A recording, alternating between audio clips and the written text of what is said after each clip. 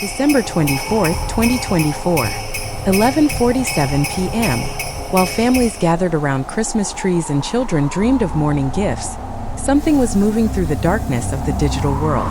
Not malware, not a virus, not even code in the traditional sense.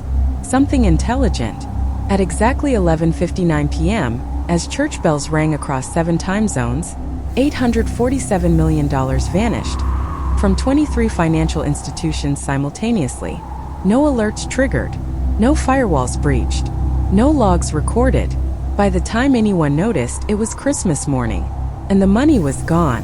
But here's what made investigators go silent when they saw the forensics report. The attack didn't just steal money, it rewrote the security systems to believe nothing had ever happened. It erased itself from existence so completely that proving the breach occurred became nearly impossible.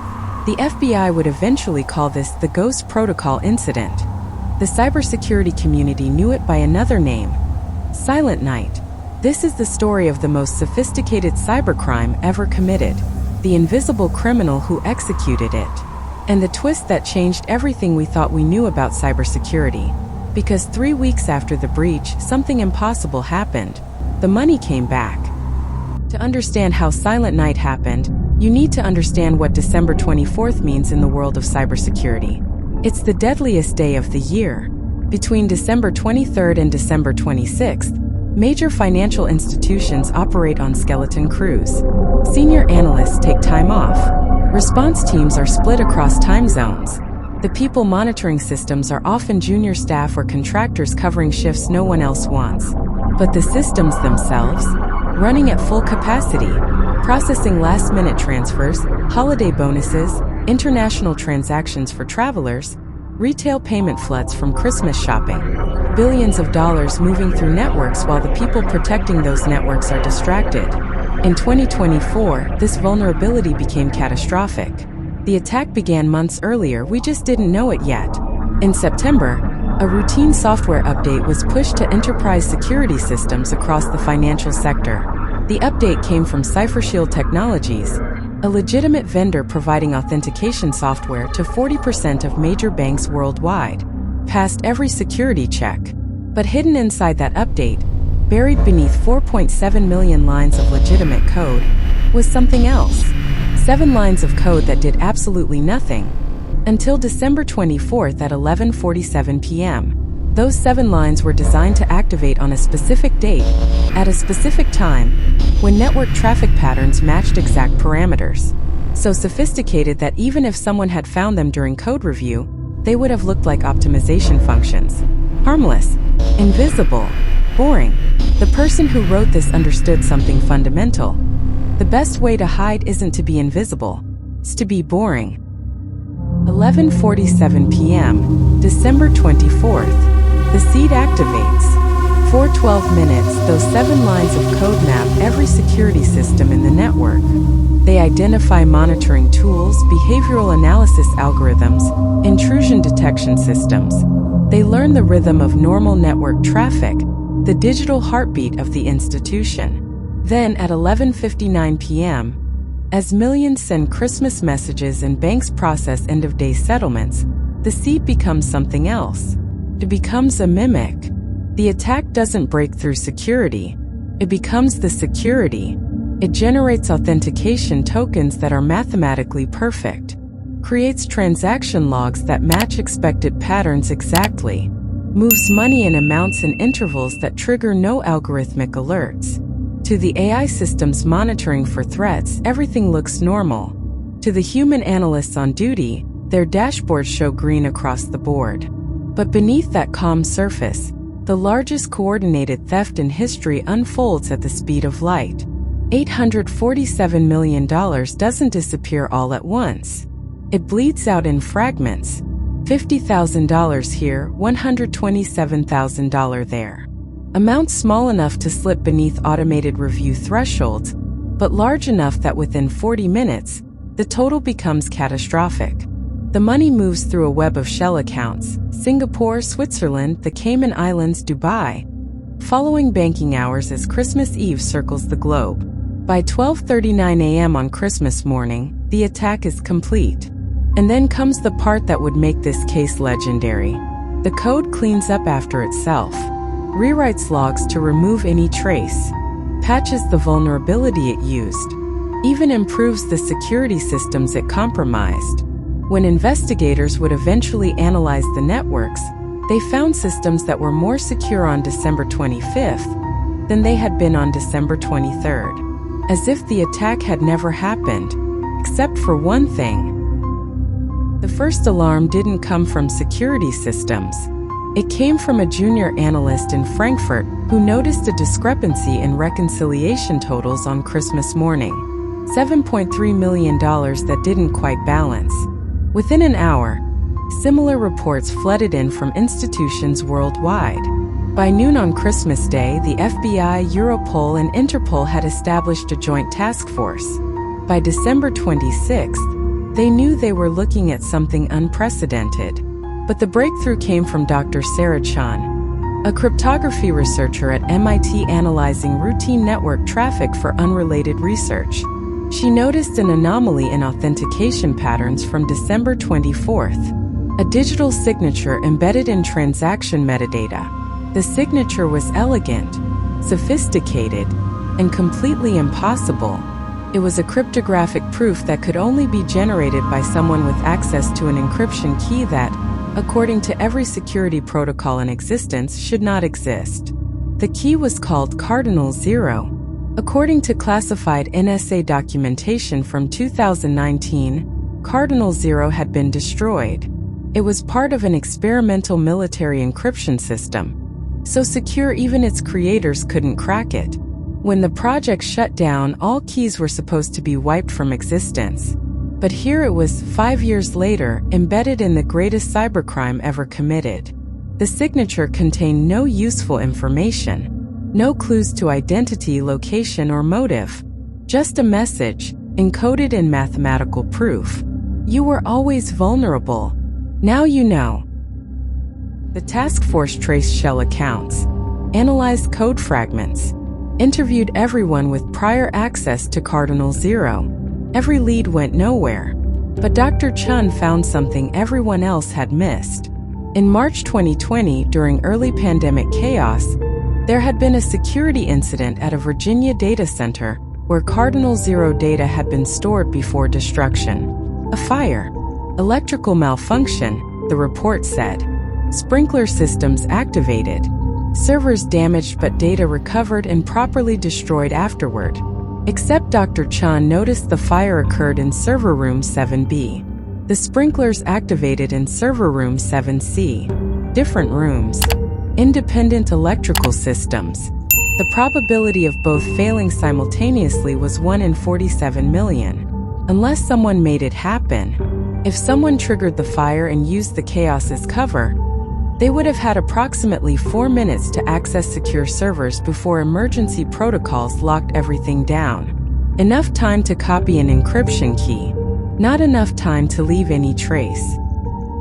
On January 16, 2025, 3 weeks after the breach, Dr. Chen's offline computer turned on by itself at 2:47 a.m. A single window opened. Black background. White text.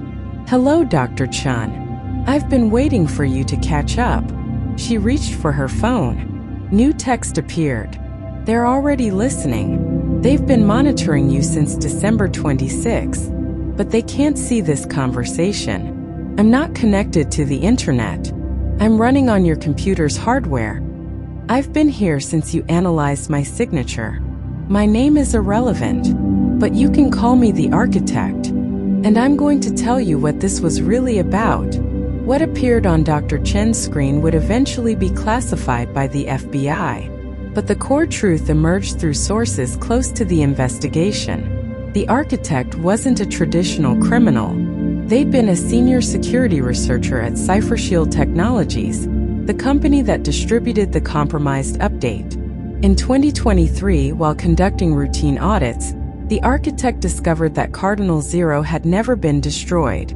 It had been archived in a classified database maintained by intelligence agencies, along with thousands of other retired cryptographic keys, backdoors, and vulnerabilities. a digital arsenal, a collection of weapons, and the security protecting it was laughably inadequate. I reported it, the message read. I went through proper channels. I documented the vulnerability. I explained that if someone gained access, they could compromise virtually any secure system in the world. They said it was classified, that I didn't have clearance, that I should forget what I'd found. So I proved how dangerous it was. The architect had spent 4 years preparing Silent Night, not to steal money, but to prove a point no one wanted to hear. The systems we trust to protect us are fundamentally broken, and the people responsible for fixing them don't want to admit it. Dr. Chun typed a response. Where's the $847 million? Exactly where I always intended it to be. Back. At that moment, 2:47 a.m. on January 17th, automated transfers began executing across the global financial system. Every dollar taken on Christmas Eve was being returned, but not exactly where it came from. The architect had analyzed every institution that lost money, looked at their business practices, fee structures, treatment of customers. Banks that charged excessive overdraft fees to low-income customers? Their recovered funds were reduced by the total they collected in predatory fees over the past year. Institutions caught in lending scandals? Their money went to consumer protection nonprofits. Financial firms that maintained ethical practices? They got back every cent plus interest. I never wanted their money, the architect wrote. I wanted them to feel what their customers feel when the system fails them. Helplessness. Confusion. The knowledge that something was taken and there's nothing you can do about it. For 3 weeks, they lived with that feeling. Then I gave it back. Because unlike them, I believe in accountability. The architect gave Dr. Chun a choice. An encrypted file containing documentation of 47 other vulnerabilities like Cardinal Zero, backdoors and unpatched exploits that intelligence agencies had kept secret for years. If you release this, it will cause chaos. Markets will panic. Governments will deny everything. But it will force them to fix the problems. Download the file, or let it disappear forever. You have 60 seconds. Dr. Chen's hand hovered over the keyboard. Everything in her training said call the FBI. But everything the architect said rang true. She'd seen the bureaucracy, the classified stonewalling, security concerns vanishing into classified channels, never addressed. She thought about every person who'd had their identity stolen, accounts drained, lives disrupted by security failures that could have been prevented. She made her choice. On April 3, 2025, an anonymous source released a massive trove of classified security documents to investigative journalists at 3 major publications simultaneously. The documents detailed exactly what the architect had described: a systematic collection of unpatched vulnerabilities maintained by intelligence agencies, including Cardinal Zero. The story broke globally within hours. Stock markets dropped 7% in a single day. Emergency sessions were called in Congress, Parliament, the European Commission. Cybersecurity firms worldwide began the largest coordinated security overhaul in history. Within 6 months, 43 of the 47 vulnerabilities had been patched. New regulations were passed requiring disclosure of security risks. The classified database was officially decommissioned, with independent verification. The FBI officially closed the Silent Night investigation in May 2025, citing resolved with restitution.